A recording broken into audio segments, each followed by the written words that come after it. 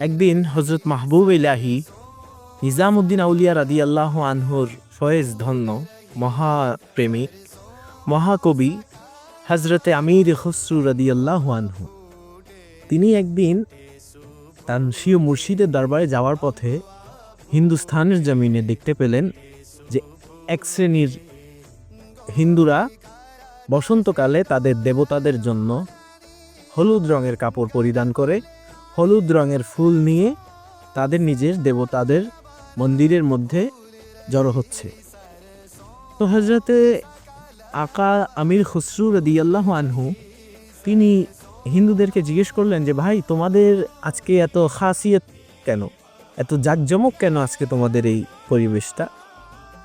তখন হিন্দুরা তাকে জবাব দিল যে আমির খসরু, আজকে বসন্ত উৎসব, আজকের দিনে আমরা হলুদ কাপড় পরিধান করে হলুদ ফুল নিয়ে আজকে আমরা আমাদের দেবতাকে সজ্জিত করি, আমাদের দেবতার মন্দিরকে সজ্জিত করি। তো হজরতে আমির খসরুর এই কথাটা খুবই মনে ধরল।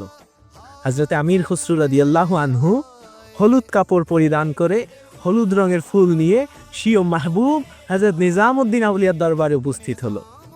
হজরতে নিজামুদ্দিন আউলিয়া হজরত আমির খসরুর এই সাজ দেখে বলল যে কি হইল তোর, তুই আজকে হঠাৎ এই সাজে? তখন নিজামুদ্দিন আউলিয়া বলল, মাহবুব মুর্শিদ, আজকের দিনে হিন্দুরা তাদের দেবতাদের কাছে তাদের প্রভুর নিকট হলুদ রঙের কাপড় নিয়ে হলুদ রঙের কাপড় পরিধান করে হলুদ রঙের ফুল নিয়ে তাদের দেবতাকে তারা সজ্জিত করে, নিজেদেরকে তারা সজ্জিত করে হলুদ রঙে।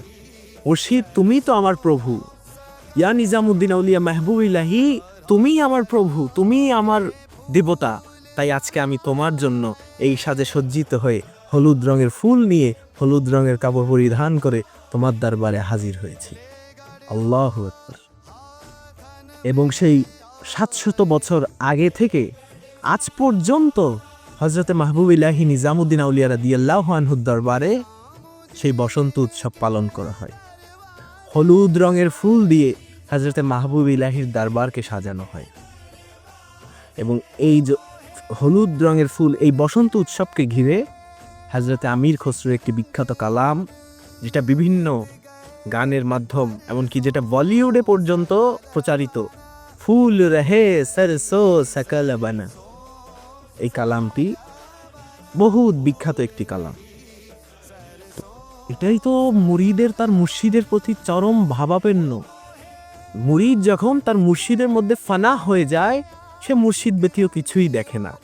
এটাই হলো হজরতে আমির খসরুর শিক্ষা এবং হজরতে নিজামুদ্দিন আউলিয়ার ফয়ুজাতের তীব্রতা, যেই তীব্রতা হজরত আমির খসরুকে হজরত নিজামুদ্দিন আউলিয়ার দিকে ধাবিত করতে বাধ্য করেছে। সুবহানাল্লাহ।